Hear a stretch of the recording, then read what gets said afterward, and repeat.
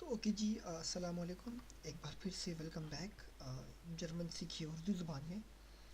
और आज मैं आप लोगों को बेसिक सेंटेंस मेकिंग सिखाऊंगा, या ये कहूँ कि जो इंट्रोडक्शन के सेंटेंसेस होते हैं उनमें कौन कौन से वर्ब्स यूज़ होते हैं, मैं आज उसके बारे में आप लोगों को कुछ बताऊंगा। तो आज का हमारा टॉपिक है, मैं बोल सकता हूँ, वर्ड मेकिंग, या सेंटेंस मेकिंग कहीं तो ज़्यादा अच्छा रहेगा। सेंटेंस मेकिंग, ठीक है जी। जैसे हम लोग इंग्लिश में होता है, कुछ हेल्पिंग वर्ब्स यूज़ करते हैं। फॉर एग्जांपल एम, आर, इस तरह के जो इज़, इसी तरह के जो कुछ वर्ड्स होते हैं वो उर्दू में भी आपके पास यूज़ होते हैं। जैसे मैं कहूँ कि मेरा नाम ये है, तुम एक वो हो, इस तरह की कोई भी सेंटेंस हो तो आज हम वही पढ़ेंगे। और जर्मन ज़बान में एक हेल्पिंग वर्ब होता है जिसको हम बोलते हैं ज़ाइन। ज़ाइन ये एक कैटेगरी है, और इस कैटेगरी में बहुत सारे आते हैं वर्ड्स जो इन्हीं वर्ड सेंटेंस को बनाने के लिए काम आते हैं। जैसे अगर मैं कहूँ तो फॉर एग्जांपल इश बिन। इश बिन, इसका मतलब क्या है? आई एम, मैं एक लड़का हूँ। तो इश बिन आइन युंगे, मैं एक लड़का हूँ। दू बिस्ट, यू।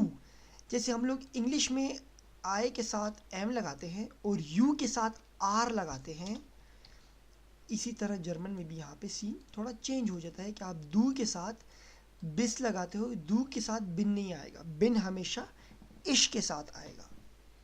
इसी तरह अगर हम कहें कि ही, शी, इट, इज,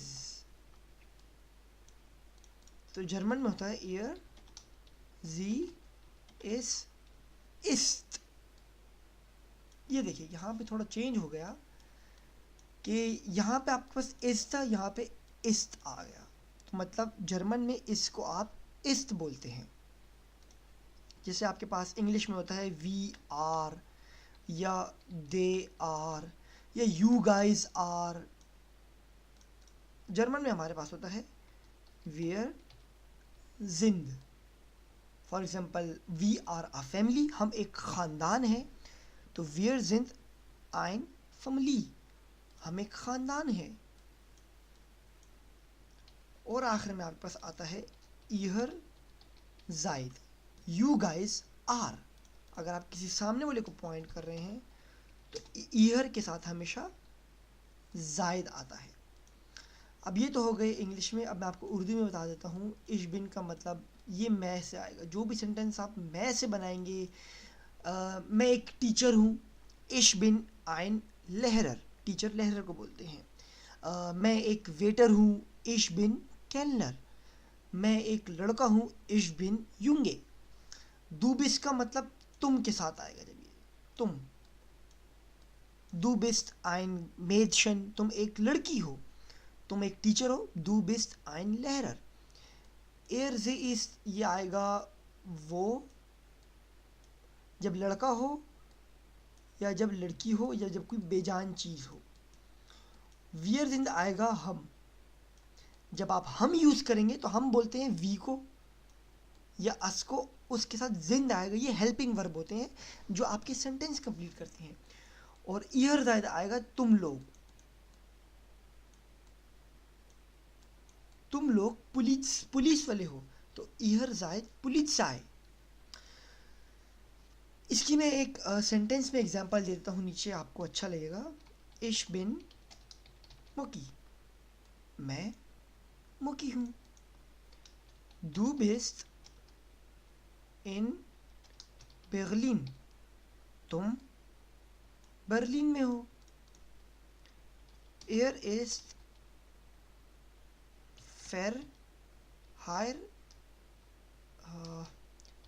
फेर हायर अतित। एयर इज verheiratet, sie ist लहगा, लहगा। इसलहर और ईहर जायद फ़ारेनहाइट अतित। ये फ़ारेनहाइट अतित का मतलब मैं पीछे लेक्चर में बता चुका हूँ, लेकिन मैं अभी दोबारा बता देता हूँ आपको कि फ़ारेनहाइट अतित का मतलब होता है शादीशुदा,